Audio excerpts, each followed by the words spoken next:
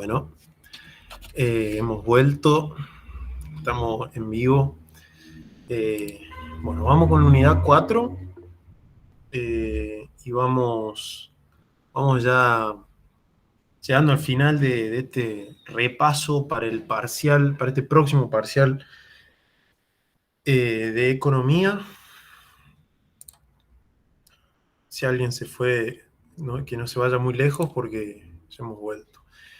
Bueno, la unidad 4 tiene como puntos principales 5 puntos, que uno es el de la microeconomía, demanda, oferta, el mercado, su equilibrio. Punto 2, que es teoría microeconómica, referida a los mercados. Punto 3, que es la macroeconomía, sistema económico. Punto 4, que es modelo simple de equilibrio del producto. Y punto 5, que es el sector público, que no va en este parcial, por lo tanto no lo vamos a ver. Nos vamos a quedar con las ganas, lamentablemente. Así que bueno, vamos con el punto 1, microeconomía, demanda, oferta y mercado. Bueno, entrando en esta cuestión, ¿no?, de demanda, oferta, algo lo hablamos también ayer. Básicamente, a ver, hablando de la demanda, ¿no?, los demandantes son unidades económicas que desean adquirir bienes y servicios y pueden ser de una amplia configuración. O sea, estamos hablando de las personas que demandan, son los demandantes, y amplia configuración pueden ser familias, Estado, las empresas, etc. Mientras que los oferentes son aquellos que desean vender bienes y servicios, que también pueden variar. También pueden variar, pueden ser empresas, pueden ser pymes, etc. Pero lo interesante acá es que la demanda y la oferta son elementos vitales para el funcionamiento de la economía. Se discute en general qué es lo que genera la otra, o sea, si la oferta genera la demanda o la demanda genera la oferta. En general es algo más retroactivo. La profe de Maides, en particular, bueno, del texto, cree más que la demanda es el motor de la economía. Esto en el sentido de pensar en la demanda como decir, bueno, las necesidades de la gente demanda, la gente pide, necesita algo, y eso genera que después del otro lado aparezca una empresa, aparezca una pyme, etcétera, que ofrezca ese bien o servicio, ese producto necesario para satisfacer las necesidades, ¿no? Eso sería en el caso de que la demanda sea la que genera a la oferta. Cosa que es una discusión medio que vino primero el huevo, la gallina. Es medio así, no hay una respuesta unívoca para nada. De hecho, es algo que genera siempre mucha discusión en la escuela económica. Si la oferta es fuerte, puede funcionar como parte de la solución a un proceso inflacionario. La oferta y la demanda se retroalimentan constantemente. Esto que decía de la oferta, que puede solucionar un proceso inflacionario, ¿por qué? Porque cuando hay una inflación, ¿la inflación qué es? Es el aumento generalizado de precios. No es que el agua aumentó, pero el resto de las cosas no, sino que todo aumenta, todo aumenta. Bueno, cuando todo aumenta, se da ese aumento generalizado. Ahí es donde entra la oferta, en donde esos productos que están aumentando su precio, bueno, entra la oferta y ofrece más. Ofrece, entonces, al ofrecer más de esos productos, ya no, si siguen subiendo los precios, en algún momento van a dejar de ganar porque hay otras ofertas que satisfacen las mismas necesidades a un menor precio. Entonces, ahí es cuando, bueno, el precio va a tener que dejar de aumentar. Si hay una oferta que está vendiendo algo a 5 y la otra sigue subiendo a 7, a 8, a 10, a 12, bueno, va a comprarla de 5. Alguna que otra vez, ponele que si hay alguna diferencia y querés la de 12, comprás la de 12. Pero tampoco va a poder valer 50 y el otro 5, porque ahí ya va a haber un desfasaje muy grande. Entonces ahí es cuando el proceso inflacionario puede frenarse a través de la oferta. La demanda es una relación inversa entre precio y cantidad. Esto hablando del eje el eje de coordenadas. A ver si lo tengo el gráfico por acá que lo pueda mostrar. Voy a compartir pantalla.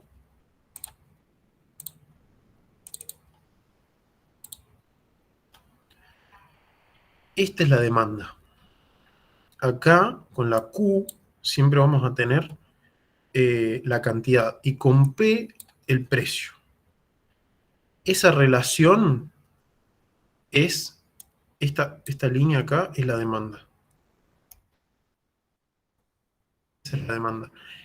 Esta relación, y de ahí vamos a encontrar que entre precio y cantidad, bueno, hay una cantidad 1 a un precio 1, hay una cantidad 2 a un precio 2, bueno, esa es la demanda. Que acuérdense siempre de este gráfico porque después va a aparecer la otra curva, es la oferta. La oferta es una relación directa también, es una relación directa, la otra es una relación inversa. La oferta, relación directa, arranca desde 0 para arriba. La demanda, relación inversa, porque nunca tiene un 0. ¿Ven? Arranca a máxima cantidad y a ínfimo precio, o a máximo precio e ínfima cantidad. Por eso es relación inversa. En este caso es relación directa, así que arranca desde 0, porque puede no existir una oferta, y de ahí vamos a encontrar esta línea, que puede ser curva también, y que, bueno, tenemos un precio tanto y cierta cantidad, una cierta cantidad, un cierto precio. También por qué es directa y por qué es inversa, para entenderlo mejor. Inversa porque a mayor cantidad, menor precio. A mayor precio, menor cantidad. En la oferta, a mayor cantidad, mayor precio. ¿Se entiende? Eso es importante de saberlo porque probablemente les puedan preguntar esto de ¿por qué es relación directa? ¿Cuál tiene relación directa entre precio y cantidad? Oferta y demanda, A es correcta, B es incorrecta, A y B son, bueno, es algo de los multiple choice, no caigan en esas trampas, oferta es relación directa y demanda es inversa. Algo que no dije por ahí de la demanda, ya me fui por ahí un poco con los gráficos, la demanda es cuando las personas quieren adquirir servicios y bienes en un tiempo y espacio determinado y una cierta cantidad. Esa cierta cantidad va a estar condicionada por el precio, ya que se da esta relación inversa de la que decíamos. En la macroeconomía se utiliza el término familia, economía doméstica, unidad familiar, para determinar al consumidor. Y hablando de la oferta es cuando se pretende vender bienes y servicios en un mercado, con el objetivo de sacar el mayor beneficio posible, obviamente, por lo que el empresario va a querer vender mayores cantidades a precios altos y menores cantidades a precios bajos. Relación directa. Es decir, si uno aumenta el otro también. Si uno disminuye, sucede lo mismo. Tratar de llegar a un acuerdo en la economía tiene el nombre de equilibrio. El mercado va a ser como un mediador entre la demanda y la oferta. Bueno, no sé si me ven, si yo hago el gráfico así, esta sería la oferta, la demanda. Bueno, va a haber un punto en donde se cruzan esa oferta y esa demanda, que no es otra cosa, y esto sí lo tengo que compartir pantalla para que no me vean los dedos en el aire como si me entendieran.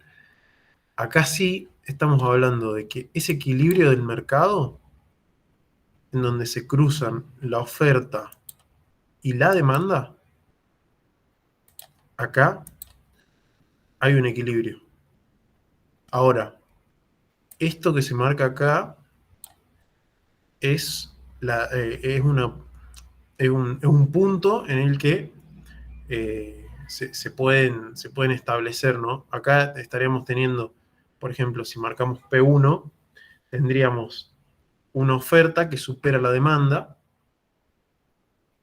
y bueno, y si tuviéramos P2, sí estaríamos, digamos, dentro de ambas, dentro de la oferta y dentro de la demanda.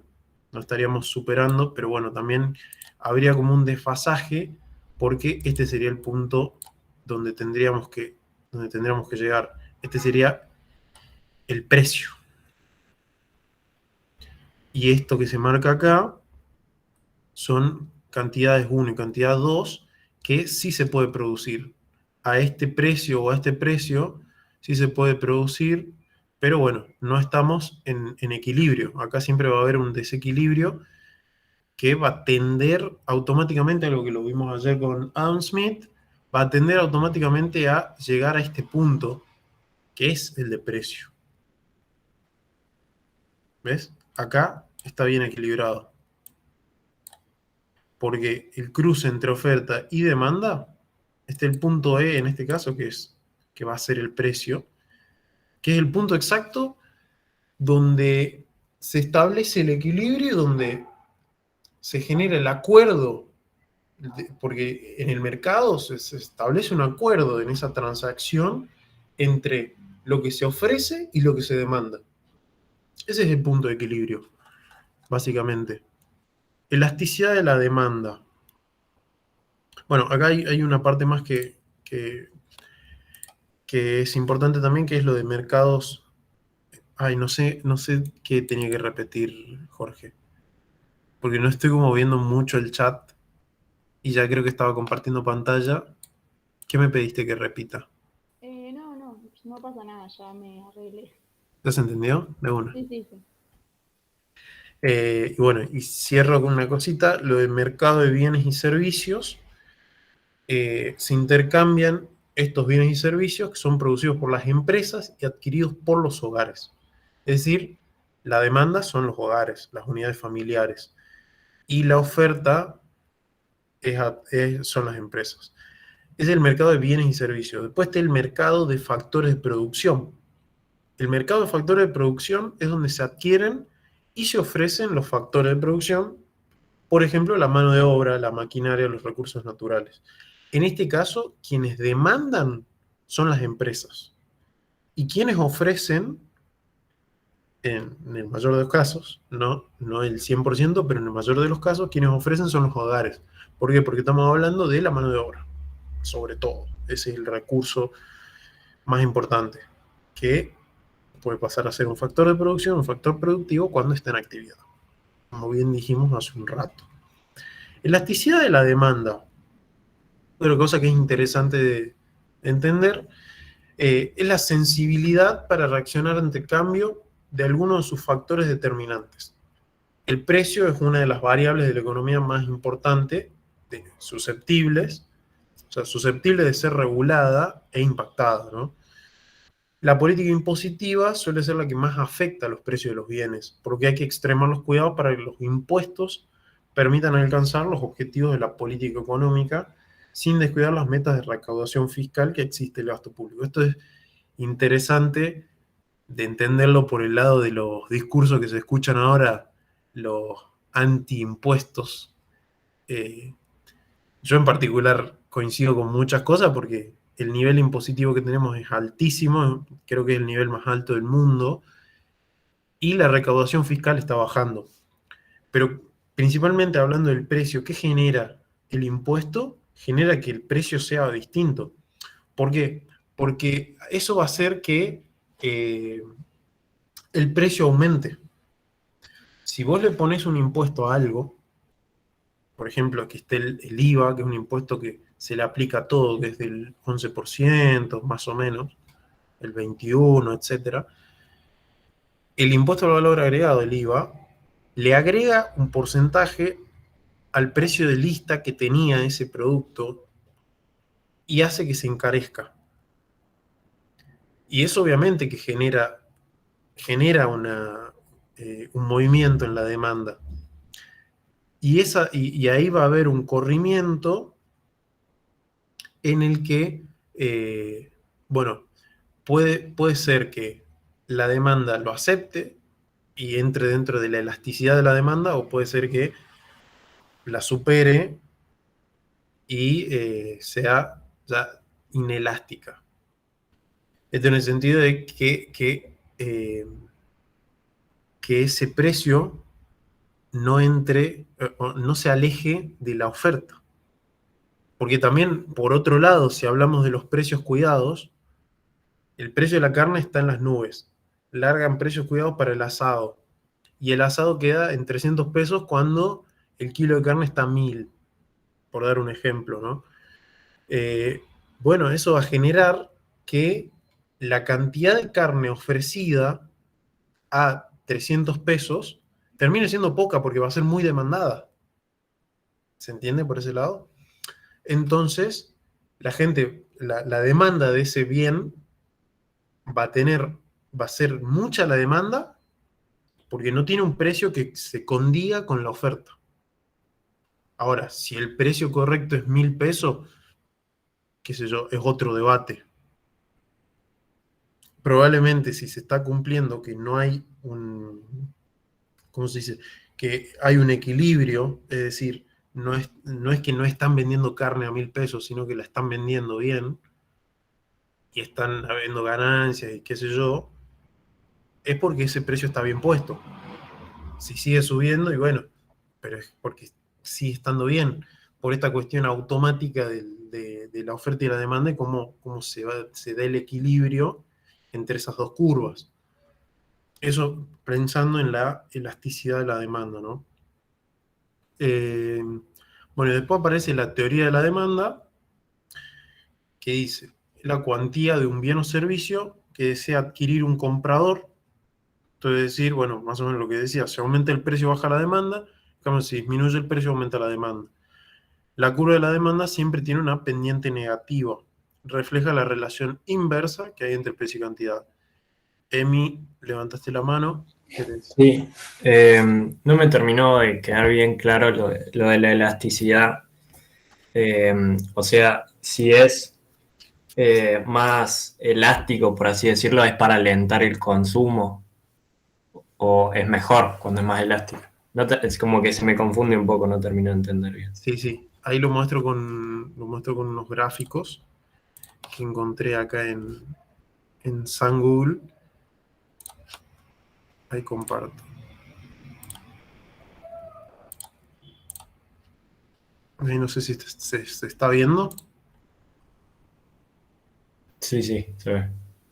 Elasticidad de la demanda. Bueno, se me fue el gráfico. Acá lo tengo. No sé cómo expandirlo más. Vamos a hacer el zoom nomás del Chrome.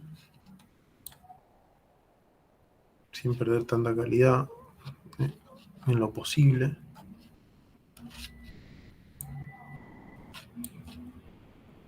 Bueno. A ver. Básicamente, acá se muestra cuando hay una demanda elástica, una inelástica o una normal. Esto en el caso de, bueno, acá tenemos la normal, lo que veníamos viendo, ¿no? El impacto que las variaciones en el precio tienen sobre la cantidad demandada es lo que se conoce como elasticidad.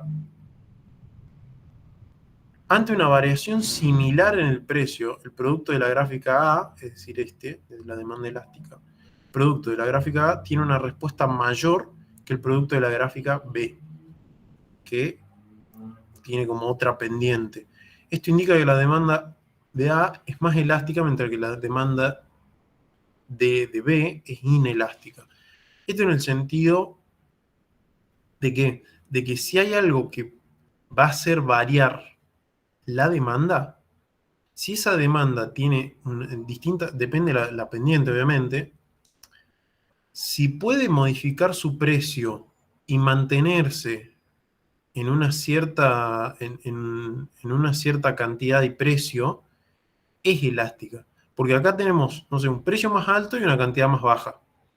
Bueno, podemos hacer que sea que baje el precio, ¿ven? Acá baja el precio y vamos a tener una mayor cantidad. Ahí tendríamos la elasticidad de la demanda, una demanda elástica.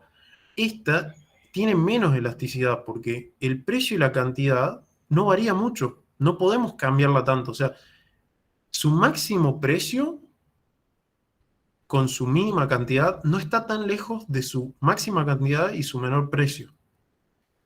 Entonces, también pensando en los puntos medios, ¿no? Porque estos puntos que están marcados acá, de precio y de cantidad, son los puntos que van a tener cercanía con la oferta. Eso no hay que olvidarse, porque si vos tenés una oferta que sale así, no podés ir a esta demanda. Acá sí te podés estirar. Esta es la idea de la demanda elástica e inelástica. En el caso de que pueda haber una variación en el precio sobre la cantidad demandada. No sé si ahí más o menos se entendió. Sí, y ahí que mejor. Gracias. Perfecto. Sí, porque justo ahí no hay gráfico en el apunte. Y bueno, lo busqué, lo había buscado por Google porque a mí tampoco me había quedado del todo claro, de hecho. No es que, no es que lo busqué en 2 segundos. Bueno, después, siguiendo con la relación entre intercambio y precios, todo intercambio tiene un precio que se multiplica por la cantidad de bienes y servicios, obteniendo el ingreso monetario, una formulita que es precio por cantidad igual a ingreso monetario. No es algo que genere mucha disrupción. ¿De qué depende que se demanden y se Una ofrezcan? consulta, ¿en qué página está lo que estás mencionando justo ahora? Ahora estoy en las páginas 59. Gracias. 59, 60, ando por ahí. Bueno, ¿de qué depende que se demanden y se ofrezcan bienes y servicios? La demanda de bienes y servicios depende de lo que las familias necesiten para satisfacer una necesidad. El sacrificio de utilizar una parte de sus salarios es proporcional a la utilidad del bien o servicio que incorpore, esto de costo de oportunidad que veníamos hablando. Eso, o sea, esa es una de los factores, digamos, de lo que depende. El otro factor de lo que depende es la oferta de bienes y servicios. Por un lado está la demanda de bienes y servicios, por otro lado la oferta de bienes y servicios.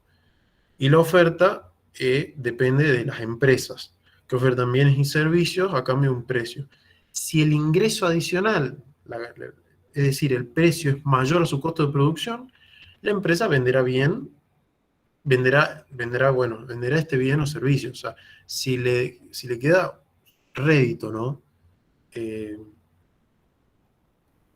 Eso es, digamos, de qué depende que se demanden y se ofrezcan estos bienes. ¿Y de qué depende y que se demanden y se ofrezcan los factores de producción? La demanda de factores dependerá de que el ingreso adicional supere al costo. Es decir, vos tenés un ingreso de 10 y el costo es de 2, ahí sí, podés demandar factores. Y la oferta de factores dice, los dueños de los recursos de producción, por ejemplo, el trabajador que es dueño de su mano de obra, es buscado o es ofertado un puesto de trabajo en una empresa. Decide trabajar o aceptar esa oferta a cambio de un ingreso, que es el salario. Eso entendiendo, digamos, de qué depende lo de factores de producción. Hasta ahí venimos bien. Sí, bien. Bueno. ¿Por qué la cantidad demandada disminuye cuando aumenta el precio? No solamente, bueno, por esto que decimos de la relación inversa, o sea, claramente en el gráfico se da así, sino y sobre todo por dos efectos. El efecto de sustitución, que es reemplazar el bien más caro por otros bienes más baratos que satisfagan la misma necesidad. Esto, por ejemplo, la carne está a 1.000 pesos, el pollo está a 500, y bueno, dejas de comer carne y comes pollo. Ese es uno de los efectos, y el otro efecto es el efecto de renta, que es subir el precio de un bien, disminuye la capacidad de compra. El kilo de carne está a 1.000, kilo de pollo está a 500. Bueno, yo tengo para gastar 500, pero prefiero carne, bueno, voy a comprar medio kilo de carne, en lugar de comprar un kilo de pollo. Esos son los dos efectos que tienen cuando se dé el aumento de precio. Que en Argentina, o sea, la práctica lo sabemos de memoria, sobre todo nosotros que ya hemos nacido en contextos inflacionarios. No hemos tenido, no hemos tenido ni esos años de lujo, de los 90 que no había inflación. Siempre hemos tenido inflación, así que sabemos de cajón estas cosas, nada más que efecto de sustitución es uno, o efecto de renta el otro. También algo que lo vemos en efecto de renta es esto de por qué vienen las cosas en paquetes más chicos. Porque mantienen el precio, sería, no sé, yo me acuerdo que tomaba Actimel cuando era chico. El paquete venía de 4, el Danet venía de 4, estoy tirando el chivo, pero bueno, venía de 4 y ahora lo venden de a 1. Y el precio, bueno, el precio obviamente que es más caro que antes, pero ese precio como que lo han tratado de ir manteniendo y han ido acortando las porciones. Ese es como otro, esa es, digamos, también pensando en este efecto de aumento de precios. Movimiento de la curva de la demanda. Cuando se modifica el precio de un bien o servicio, la cantidad demandada cambia. A cada precio le corresponde una cantidad y un nuevo punto en la curva. Si cambia el precio del bien, se produce un movimiento a lo largo de la curva. Nico, Sí. me parece que eso que vos estás diciendo no lo tenemos en el apunte nosotros, porque salta del punto 5 al 8, justo me estoy fijando acá. En nuestro apunte salta de elasticidad de la demanda, que es el 5, directamente al 8, Ah, microeconomía, que es microeconomía, sí. teoría de la producción. Sí, por eso me parecía que Es cierto, ahí lo estoy sacaron viendo. un pedazo. Qué raro que hayan sacado eso tan interesante y tan divertido. Pero bueno, de una. Gracias por la observación. Ahí estoy en microeconomía. Bueno, microeconomía. Lo otro Nico, me corre al lado disculpa, de las cabezas. lo que Sí, estabas sí. explicando no va a ir en el parcial, tal vez, porque creo que está al principio de la unidad. Entonces, lo que está, no sé si es que nos cortaron a nosotros el libro mal, o si lo que explicas va o no va en el parcial. No, ahí lo último que aclaró Emi es tal cual. Lo último que va es lo de elasticidad de demanda, y todo lo que expliqué después no va, porque no está en el apunte de este año. Ah, ok, Está en el gracias. apunte del año pasado. Yo me estaba fijando mal. Así que bueno, lo otro que estuve diciendo no va. Corten, estamos al aire. Bueno, volviendo bien ahora, microeconomía. Teoría de la producción, los costos y los mercados. La teoría de la producción. Esta teoría se vincula a la oferta, ya que una empresa tiene que decidir bien cuál será el volumen de producción y el precio de sus bienes o servicios. El costo de producción depende de dos dimensiones: la relación técnica de cómo varía el volumen de bienes y sus insumos, y el precio de dichos factores productivos. Acá entra el término de productividad, que sería la capacidad de un factor para generar producción de servicios y bienes. Para ser más puntual con productividad, es básicamente el rendimiento de la producción. Cuanto más productivo, mayor rendimiento de producción hay, ¿no? Eso, bueno, la productividad media representa la contribución que cada unidad de cada factor afecta al total producido, ignorando el resto de los factores. Eso, o sea, está la productividad media, esto que decía, y la productividad marginal, que se refiere al incremento de producción que puede lograrse mediante unidades que se añaden o adicionan de algún factor. Esto por ahí comentando lo que decíamos recién de la unidad 3, con la frontera de posibilidad de producción. Se puede superar esa productividad media cuando, se añaden algunos factores. Producto total es la cantidad de un bien producido por los factores de producción utilizados en cierta cantidad de tiempo.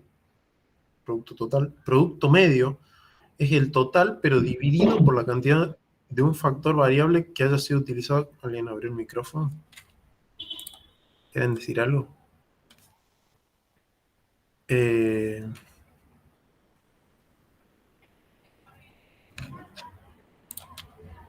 arrepintieron. Bueno, producto medio, entonces el total. Producto total. Producto medio es el total, pero dividido por la cantidad de un factor variable que haya sido utilizado. Y el producto marginal es la variación del producto total. Ahí estoy, justo. Producto marginal es la variación del producto total que resulta de una variación en una unidad en el empleo del factor variable. En castellano, por favor. Producto total tenemos la cantidad del bien producido en cierta cantidad de tiempo, tenemos 100. Producto medio dividido por el factor variable que hayamos utilizado, que, no sé, producimos 100 y utilizamos, 50. Utilizamos 50 de materia prima para producir 100 como producto total. Producto marginal, variación del producto total que resulta de una variación en una unidad en el empleo del factor variable. Utilizamos 50 para producir 100, pero si en producto marginal ahí tendríamos si hay una variación en el empleo de ese factor. Es decir, si hemos empleado efectivamente los 50 o si hemos empleado menos o si hemos empleado más para producir esos 100, ese producto total. No sé si más o menos ahí se entendió.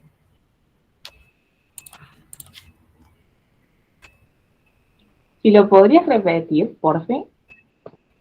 Sí, porque veo que estoy buscando en el apunte, de hecho.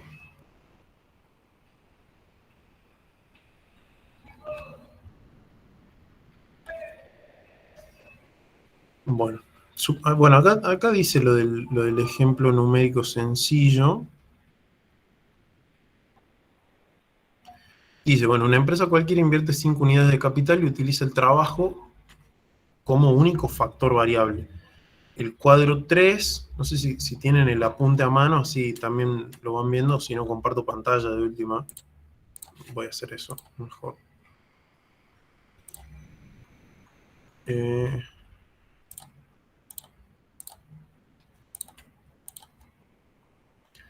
Supongamos el ejemplo. Una empresa cualquiera invierte 5 unidades de capital y utiliza el trabajo como único factor variable. El cuadro 3, que es este, muestra las distintas alternativas de empleo del factor variable trabajo a las que se puede enfrentar y los resultados que en términos de producto total, medio y marginal consigue respectivamente. Que acá está insumos, trabajo y capital, volumen de producción, que es producto total, producto medio, producto marginal. La primera columna muestra las alternativas del uso de trabajo, o sea, combinar una unidad de trabajo con 5 de capital o bien 2 de trabajo con 5 de capital. Acá está la combinación. Siempre va a ser 5 de capital porque es la maquinaria que se tiene. El trabajo es cuánta gente se emplea. Entonces, este es el factor variable. Segunda columna corresponde al factor fijo capital, bueno, lo que decía. Tercera columna nos muestra las cantidades que hipotéticamente suponemos que obtienen con cada combinación de factor variable y factor fijo. Estas cantidades hipotéticas reflejan lo que la realidad económica experimenta cuando un factor variable satura un factor fijo en el corto plazo. En castellano, estas variables se dan, ven que no es el mismo producto total, ni medio, ni marginal, en cuanto el empleo del recurso variable, ¿no? El empleo del factor variable, perdón, que es el del trabajo. A más trabajadores vamos a tener X cantidad de producto. Más o menos vemos que con 7 trabajadores tendríamos la mayor cantidad de productos. Como producto medio tendríamos, bueno, no sería el mayor número, ¿no? Porque el mayor número de producto medio en este cálculo que se hace, no tendríamos la mayor productividad si se quiere. Entonces, no tendríamos el mayor producto medio en 31, sino en 28, es decir, con 5 personas trabajando y no con 7, como muestra el producto total.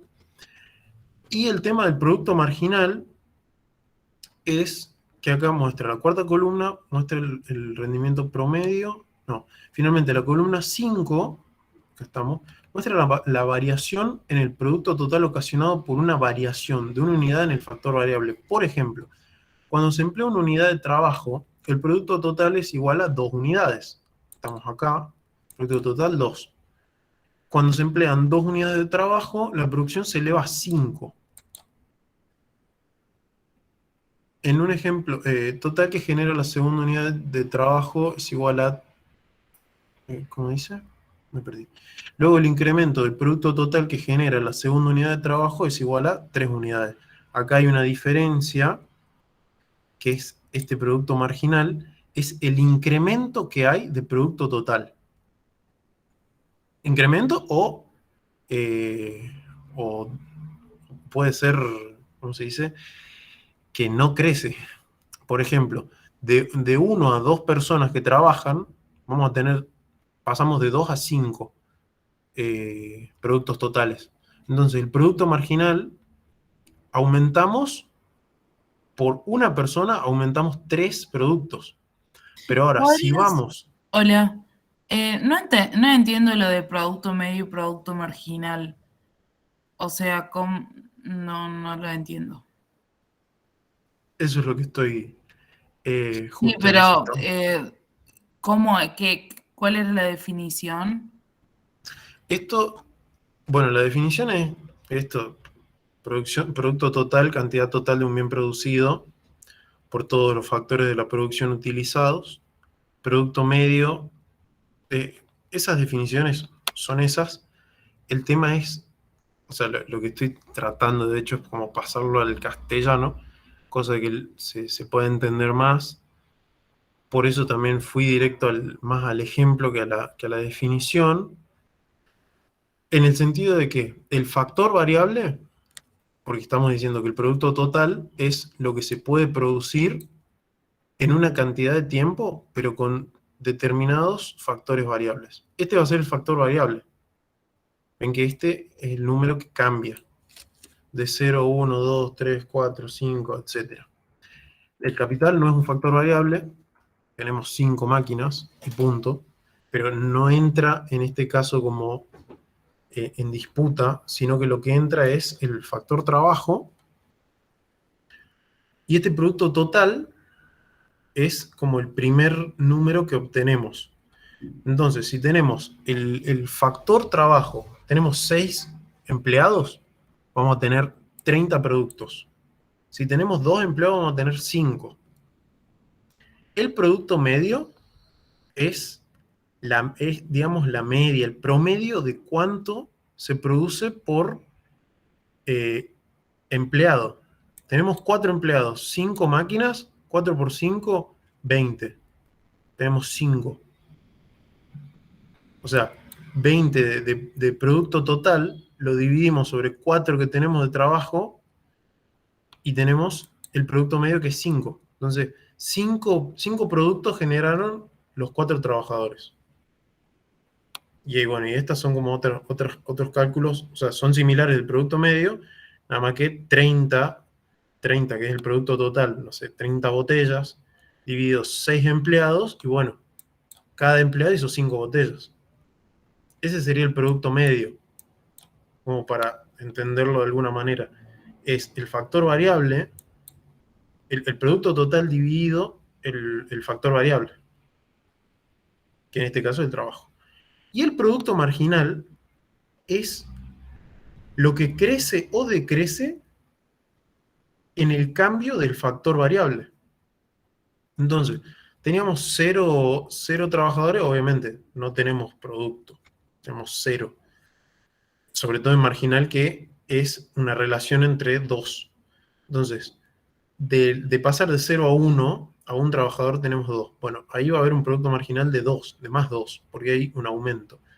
Distinto que si aumentamos, tenemos 2 personas trabajando, el producto total va a ser 5. No es que una persona hace 2 y 2 hacen 4, sino que 2 hacen 5. Entonces acá el producto marginal es 3. No sé si ahí más o menos se entiende un poco más. Y esto pensando en la productividad, porque la productividad y el uso de los factores no es lineal, no en la gran mayoría de los casos. De hecho, por eso se lo conoce como ley de rendimientos decrecientes. Y también porque no es una cuestión de sumar gente, porque acá vos ves que sumás gente, de hecho, 7 sería como el número donde más se puede producir, que son 31 botellas. Ahora, si sumas 8, ya no producís 31, sino que producís 30. O sea, has metido gente que ya está estorbando, está molestando. Y el producto medio, cada vez menos botellas hacen los empleados, y al mismo tiempo ya hay un decrecimiento, porque tenías la posibilidad de ir creciendo, y bueno, y ahí va creciendo todo. El máximo producto marginal es en este punto de 3 a 4, en que si tenés 3 empleados, tenés 11 botellas, tenés 4 empleados, haces 20. Entonces la productividad es más amplia. El producto medio es 5, que es uno de los más altos, uno de los valores más altos, y el producto marginal es de 9. Es un muy buen número. Y en este caso, digamos que el más eficiente sería el 5. ¿Por qué? Porque el 5 tendríamos el mayor producto medio, cada empleado estaría haciendo 5,6 botellas, y el producto marginal se creció de 20 a 28, es decir, que el producto marginal hay 8. Ahí más o menos se entendió un poco más. Es Sí, complicado. sí, ahora sí. De una. Perfecto. Vuelvo al Meet.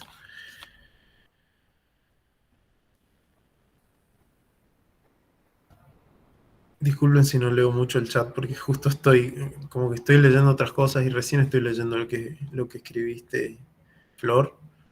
Pero bueno, ahí vi que dijiste que se va entendiendo. Bueno, eso sobre la ley de... Nico, disculpa, Sí. yo tengo una consulta. ¿Se podría decir que entonces el producto marginal es la variación que se hace entre, bueno, el producto total versus la cantidad de trabajo? Por ejemplo, si de 2 a 5 yo producí 3 unidades, el producto marginal sería 3. No, perdón. Si yo empiezo produciendo 2 unidades en total y luego produzco 5 unidades, la diferencia sería 3. Ese es mi producto marginal. Si yo produzco 5 unidades y luego 11 unidades, la diferencia es del producto marginal, que sería 6 en este caso. Que en este caso también es un valor positivo, ¿no? Porque podría pasar que tenés 3 empleados, aumentás empleados y decreces, o bueno, generás menos productos, y bueno, ahí el producto marginal va a ser decreciente, va a ser menos. Por eso también se habla de esta ley de rendimientos decrecientes, en el sentido de que hay un determinado número que, según el factor variable, se va a poder tener la mayor productividad. Si vos a ese factor lo variás, vas a estar por debajo de tu productividad. Ya sea que estés produciendo, ya sea que cada factor variable, en este caso trabajador, esté produciendo de menos, generalmente es eso, o que tengas demasiado, ¿cómo se diría? Estés teniendo demasiado de ese factor para una cantidad, para menor cantidad. O sea, si tenés que hacer 100 botellas con 8 personas, podés hacerlas, ¿para qué vas a tener 16? O al revés, si tenés 16 personas y estás haciendo 100 botellas y podés hacer 200, o sea, ahí está la ley de rendimientos decrecientes. Ahí es donde se puede verificar esa productividad y entender si, si efectivamente se puede lograr lo que se plantea, ¿no? Y cumplir con la productividad y la eficiencia y toda la cuestión que sabemos que va a la economía. No sé si hay más o menos, queda este tema cerrado, veo que también se van haciendo las 5 y tampoco quiero robarles la tarde en un feriadito. Así que si eso más o menos quedó, seguimos con las otras cosas.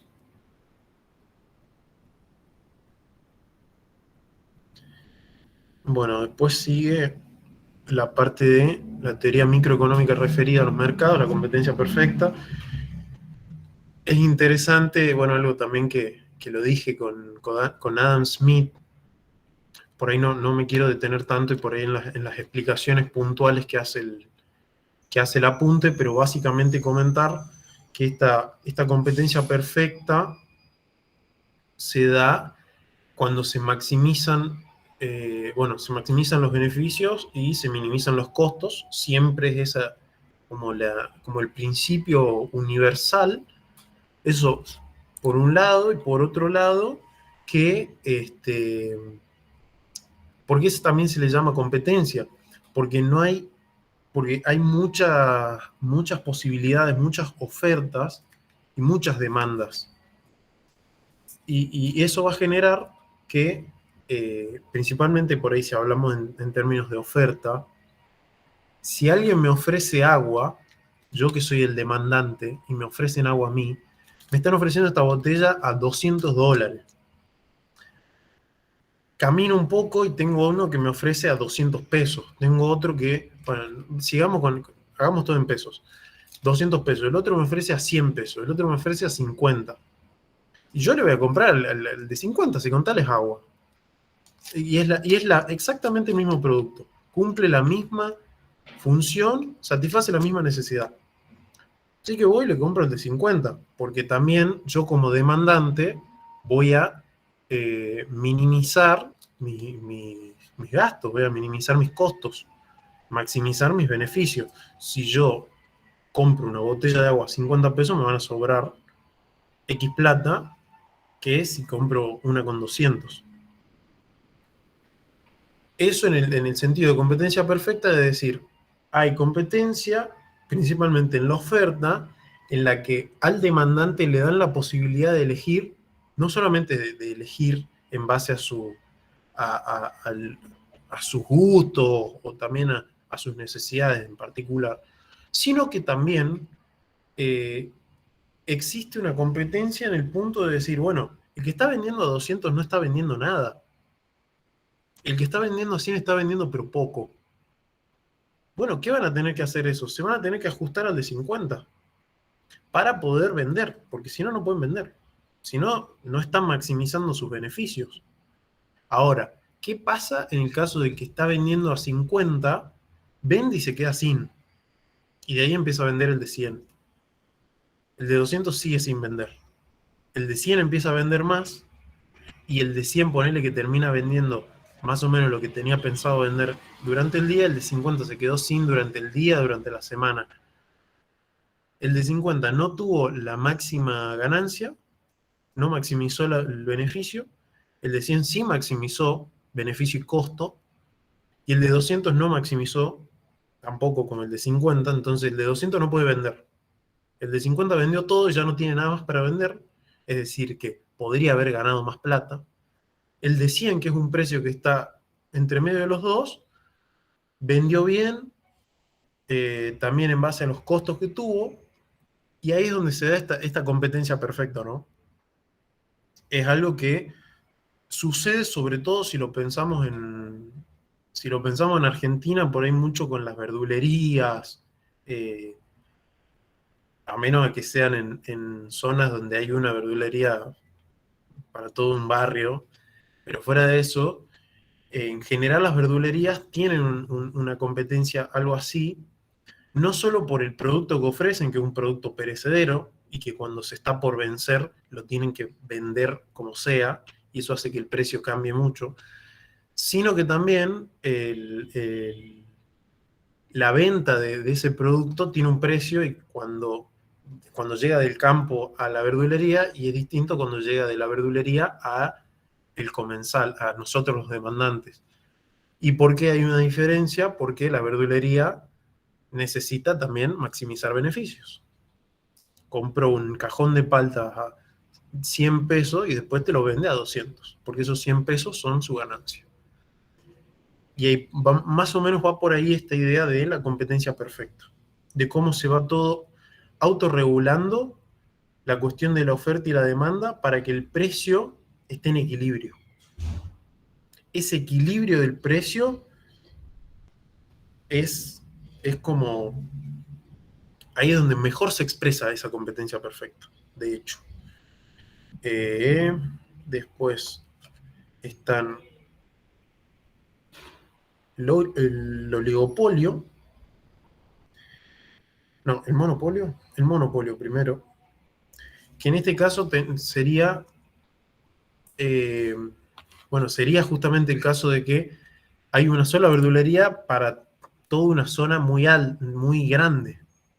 Entonces, esa verdulería, puede ser cualquier lugar, pero yo hablé de verdulería, así que vamos a aprovechar el ejemplo, puede vender al precio que quiera, porque la gente, los demandantes, nosotros, vamos a necesitar comprar verduras, porque necesitamos, qué sé yo,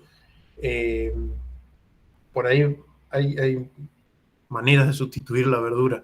En este caso no hay otra manera, sí o sí hay que comprar verdura. ¿Y cómo hago? Y bueno, al haber un monopolio de la verdura, la verdulería me puede poner el precio que quiera, que yo voy a tener que ver la manera de pagarlo. Como yo necesito comprar palta, y solamente, esto también por ahí es más fácil de entender cuando estás en un boliche, no podés ingresar alcohol de afuera, no podés ingresar algo de afuera, lo tenés que comprar ahí. Y bueno, el boliche tiene el monopolio, vos le tenés que comprar al boliche, si no, no comprás. Si no, tenés que salir y buscar por otro lado. Y después, para volver a entrar, pagar la entrada. Cuestión que ahí adentro el boliche tiene el monopolio. Si vos querés lo que quieras, tenés que comprarlo al precio que está ahí. Y punto. Eso sería como la forma más básica de entender el monopolio. Después está el oligopolio, que es que hay pocos pero importantes vendedores. Todos tienen influencia en el mercado. Esto no es que hay uno solo, ponele que estemos en un boliche, y no es que hay una sola barra, sino que hay varias barras. Y bueno, cada una va a vender a precio distinto, pero no hay tantas. Y todas acuerdan de, che, vendamos la cerveza a 500 mangos. Y bueno, ponele que uno te tira una promo de 2 cervezas 900. Pero el precio va a ser ese, no va a variar. Y también es como una falla del mercado, ese oligopolio en el que hay solamente grandes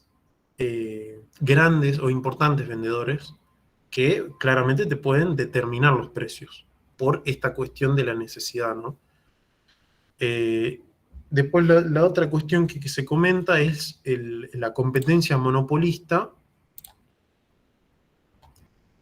que en este caso corresponde a situaciones en que una industria contiene muchas empresas y no tiene barreras a la entrada al mercado. No es que justamente no es un monopolio, porque no es que una sola domina todo, pero esas empresitas que hay sí dependen de una.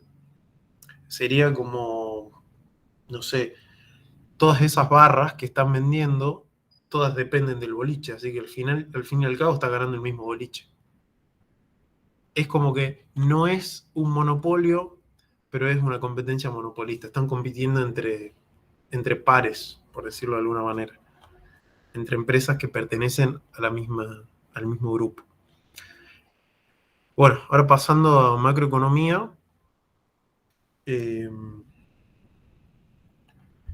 Nociones básicas, algo que por ahí lo hablamos un poco. El conjunto de la globalidad analiza el comportamiento económico de la sociedad como un todo, analiza comportamientos sociales grupales sectoriales, busca un resultado promedio, una conducta promedio, ¿no?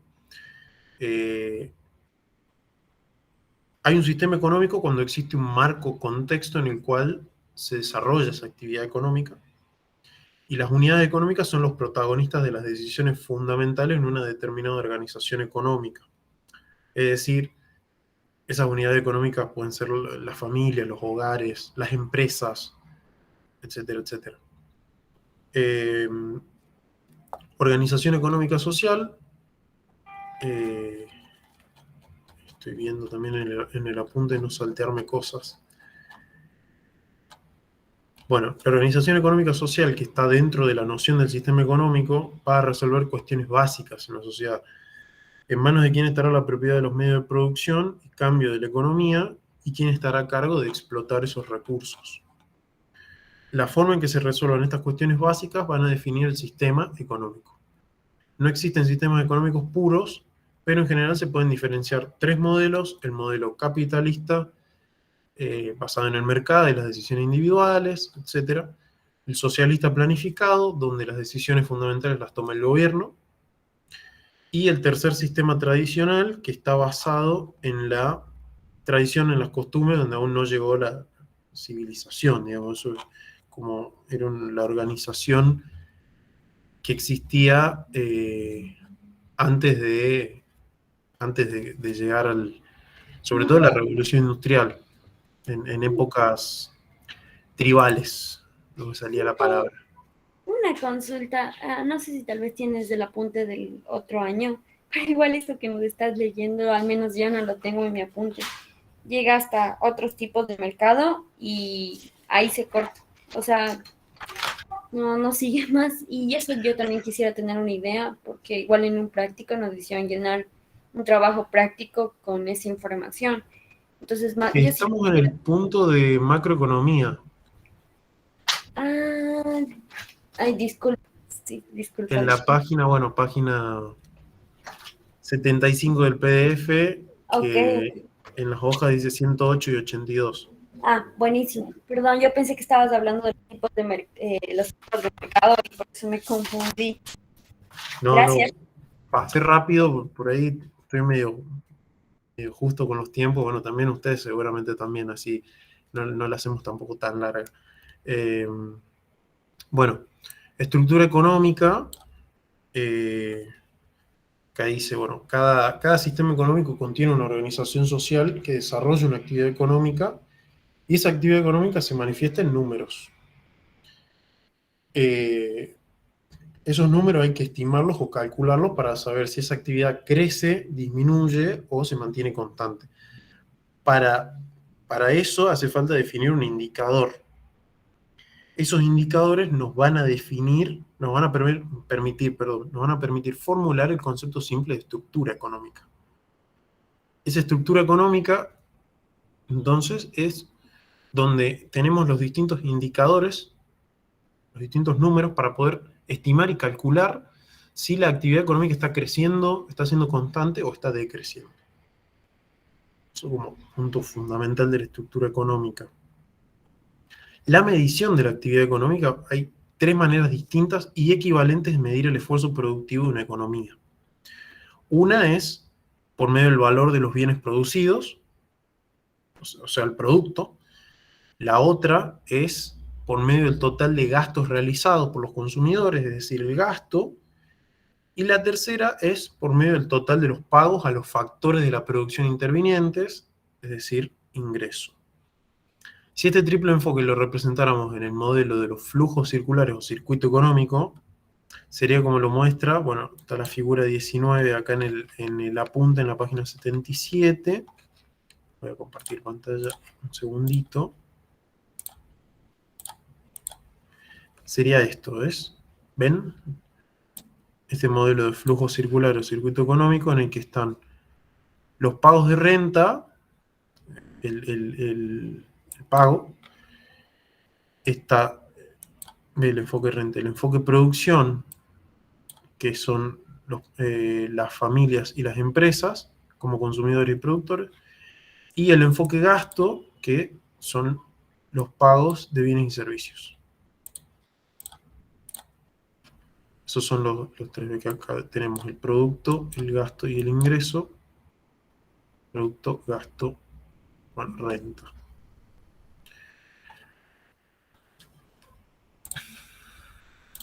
Vuelvo al MIT. Dentro de ese cálculo están bueno, obviamente los distintos enfoques. Enfoque del producto, que es, bueno, más o menos lo que comentábamos. No es algo que tampoco les vayan a preguntar, sobre todo en un multiple choice. Tenemos también lo que es una economía cerrada o una economía abierta.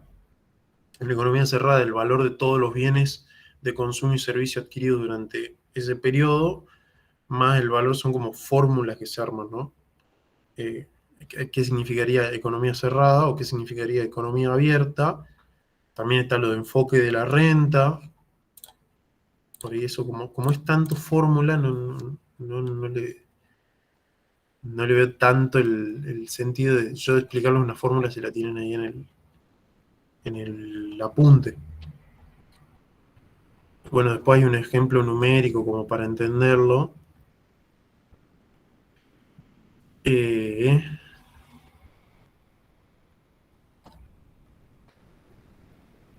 Después están distintas medidas del producto.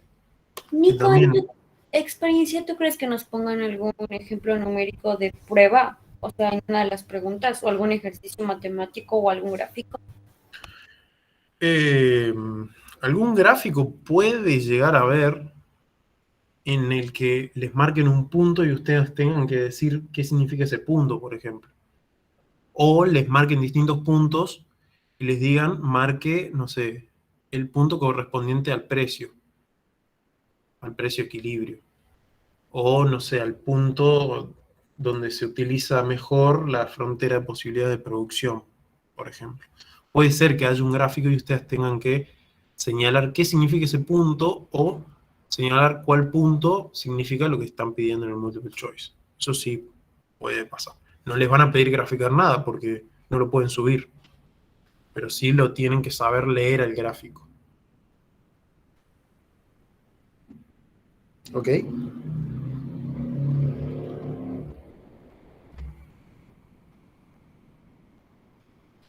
Bueno, ahí... bueno, después está la parte esta de los factores, perdón, un modelo de los flujos circulares o circuito económico, que también es interesante, digamos, que lo puedan leer. Yo estoy viendo el tema del horario que me tengo que ir, así que eso por ahí se los dejo como tarea. No sé si tienen alguna duda particular sobre eso. Si no, comento esto de los sectores, y ahí ya lo cerramos al MIT. No sé si tienen alguna duda sobre eso de los flujos económicos, circuito económico. Si no, paso directamente a los sectores.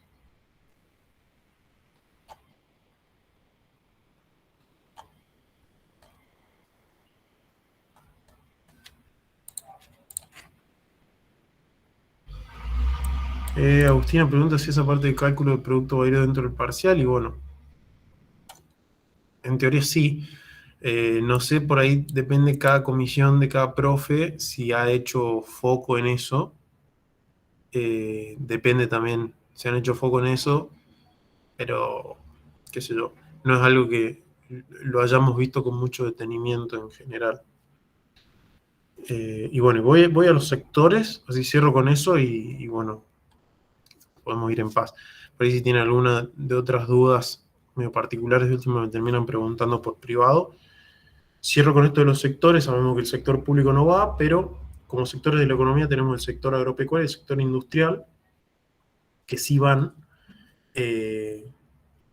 Básicamente, a ver, sector agropecuario, la actividad, esto agrupa las actividades de la economía vinculadas con el factor de la producción, tierra o naturaleza. Y bueno, tanto el cultivo como la crianza de animales son los ejes de la explotación agropecuaria en un país. En este caso, ya estamos hablando tanto de la tierra y de lo que nos puede brindar la tierra, como bueno, los animales que se pueden criar y que van a ser de producto, ¿no? Van a ser, sobre todo, no sé, el bovino, el ovino, el vacuno, que son como los que más se producen.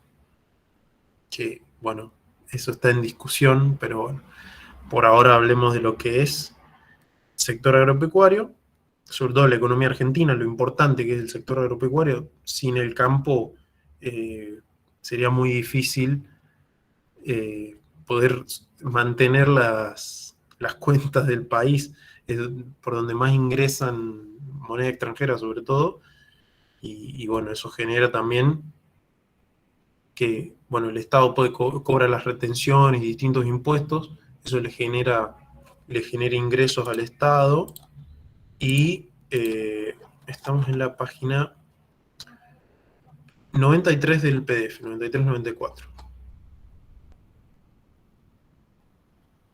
Y acá, bueno, dentro de lo que es este sector, están todas las cuestiones que más o menos las sabemos de decir. Está la cuestión, cómo entra el marketing en esto, cómo entra también el almacenamiento de los productos, si cuando se exportan esos productos a los mercados mundiales, se exportan como materias primas, porque el sector agropecuario exporta ganado vivo, exporta ganado, bueno, muerto, y exporta cortes particulares. ¿Cómo lo exporta? Si lo exporta, cómo está almacenado, eso también, todo depende dentro del sector, si también tiene la capacidad, ¿no? para poder bancar lo que es lo que puede llegar a producir. Pueden llegar a tener, no sé, 100 cabezas, pero pueden tener un campo muy chico donde no les dan las hectáreas para poder mantener esas cabezas vivas, sanas, con todo lo que necesitan para poder después exportar.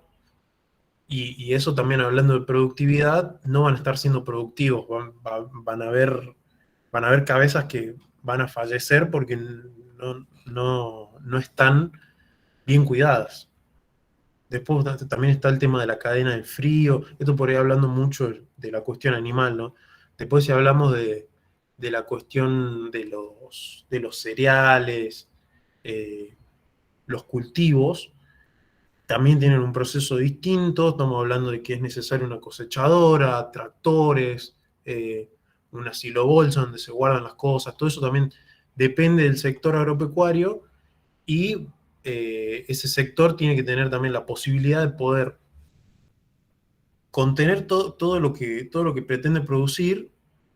Siempre van a tener algún tipo de variantes, pero básicamente ¿y por qué también es un sector tan importante? Porque es un sector, sobre todo si hablamos de Argentina, que tiene mucha exportación, y eso le genera grandes ingresos al país, no solamente por el trabajo que genera el propio campo en sus distintas divisiones, sino también por la plata que ingresa desde afuera y que se paga en forma de impuestos, retenciones, etcétera, al Estado, y eso el Estado lo recauda fiscalmente para después invertirlo o gastar, no sé, eso, o sea, depende si el Estado invierte en cosas útiles o las gasta, las malgasta.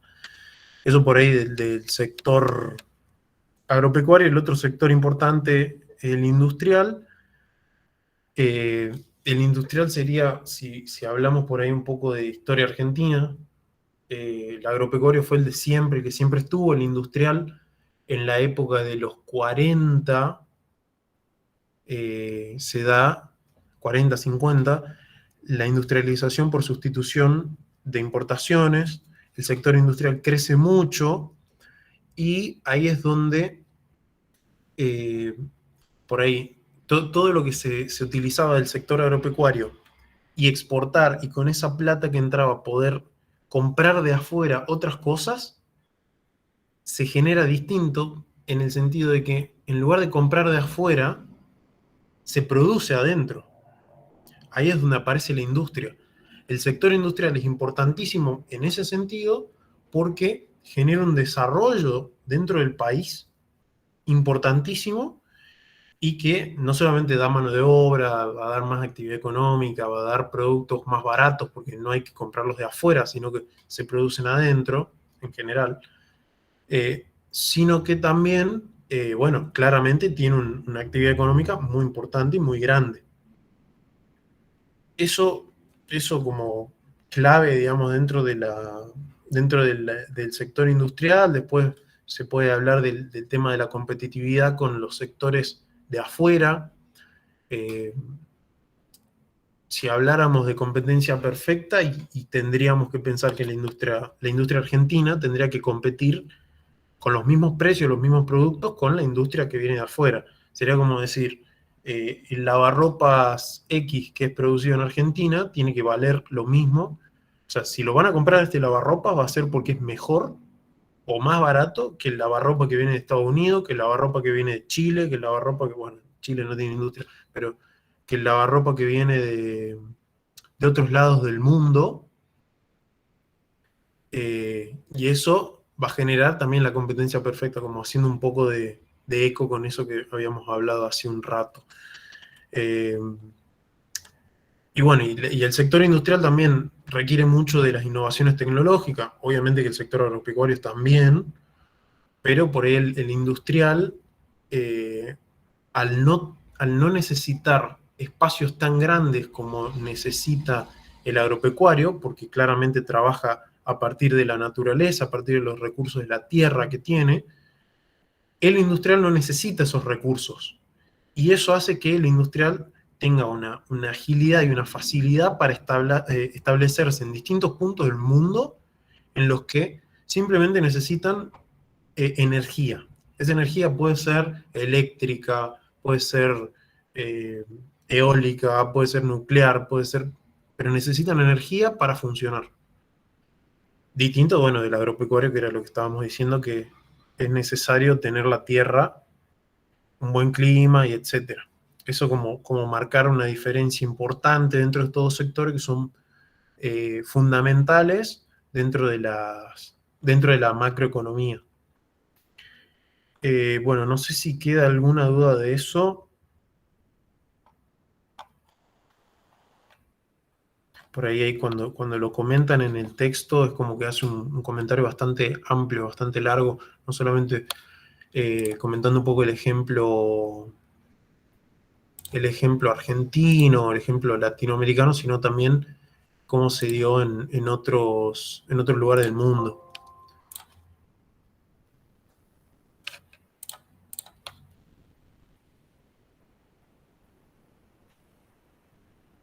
¿Estamos bien? Disculpen que ahora sobre el final tuve que meter como todo en uno, pero bueno, justo estamos a full. Coeficiente de Gini, tabla de Lorentz.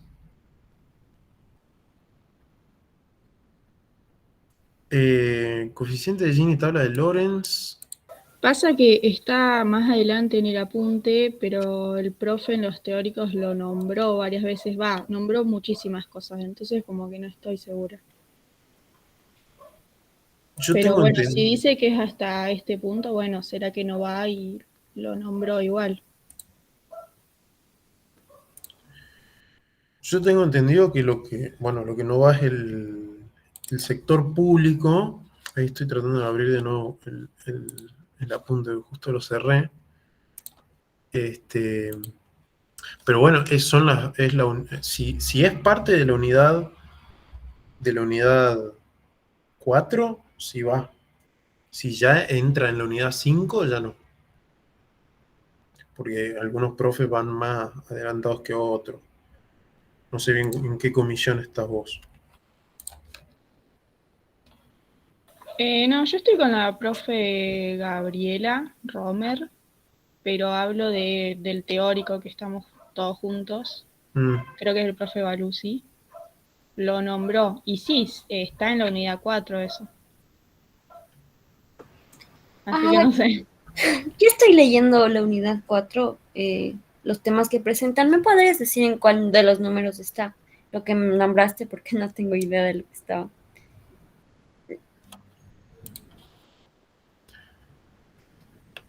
¿Yo o Sí, sí, Sí. Nico? porque Ahí te digo. dale, gracias.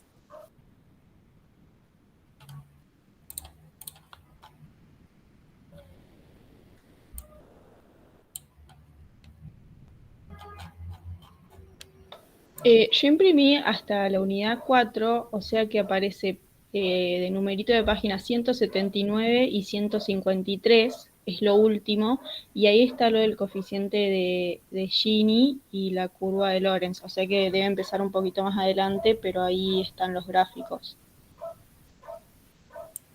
Dale, gracias. Ahí De nada. estoy llegando así lo digo rápido. Coeficiente de Gini, básicamente, es un coeficiente es un gráfico, ¿no?, que se utiliza. Bueno, el coeficiente en realidad es un coeficiente. La curva de Lorentz es el gráfico, que se utilizan para determinar si hay una distribución eficiente de los recursos.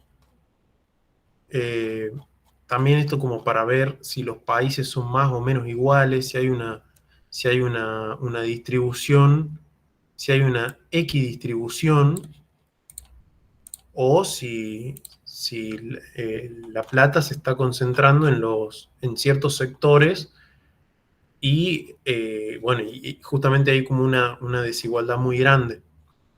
Ahí es donde apunta el coeficiente de Gini y en particular el gráfico de la curva de Lorentz. Ahí estoy entrando bien para leerlo bien.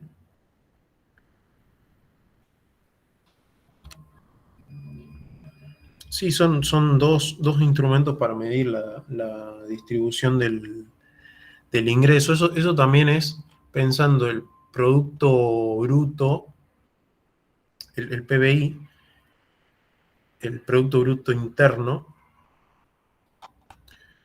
Ese Producto Bruto, ¿cómo se distribuye entre la gente? ¿Cómo se hace esa distribución? Y bueno, si vos tenés un PBI que te da per cápita, o sea, se divide por personas, un PBI de no sé, de X cantidad, por la cantidad de habitantes que tenés, va a tener un PBI per cápita. Si ese PBI per cápita es alto, te debería de dar que hay una buena distribución. O sea, que a cada persona le correspondería esa cantidad de dinero. Ahora, ahí es donde entra esta cuestión de cómo está distribuido, y ahí es donde realmente se puede afinar la puntería y decir, che, ¿por qué hay un PBI per cápita tan alto en este país, pero hay tanta pobreza? ¿Y por qué se da? Ahí es donde entra la curva de Lorentz o el coeficiente de Gini, que muestran que los ingresos, los grandes ingresos, se están concentrando en los deciles más altos, El decil es un término económico también que se utiliza para hablar de cuando se distribuye la sociedad en 10, entonces se dice decil, un decil, dos deciles, son 10 deciles. El decil más alto generalmente, por cómo está construida nuestra sociedad, nuestras sociedades, es el que más concentra, mientras que los otros deciles tienen cada vez menos. Ahí es cuando se puede trazar la curva de Lorenz y entender cuánto le debería corresponder según el PIB per cápita y cuánto en verdad le corresponde. Cuánto le corresponde de ingreso, del ingreso total de ese PBI, qué porcentaje le corresponde a qué cantidad de población. Y ahí es donde se ve si la curva es más pronunciada, es porque hay más desigualdad. Si la curva es menos pronunciada, es decir, es cada vez más recta, es porque hay mayor igualdad en la distribución, hay una equidistribución, hay una cercanía, por lo menos una equidistribución. Así que bueno, eso por ahí para cerrar con lo de Gini, el coeficiente de Gini, la curva de Lorenz, eso sí va, claramente. Me lo estaba pasando por alto, menos mal que me avisaron.